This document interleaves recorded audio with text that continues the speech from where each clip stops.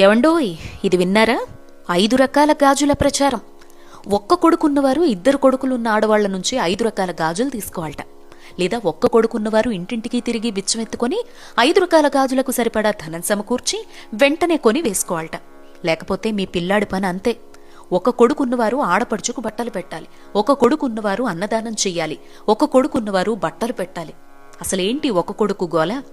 ఒక మంచి పనికి ముందుకు రాని మనసు మూఢ విశ్వాసాల విషయంలో మాత్రం సామూహికంగా సమైక్యంగా ఉంటుంది. ఎటు వెళుతోంది మన ఆలోచన విధానం? అంధ విశ్వాసం. భక్తి, నమ్మకం మూఢత్వంగా ఎప్పుడూ మారకూడదు. చదవగా ఎవరో కాకరకాయని కీకరకాయ అన్నారట.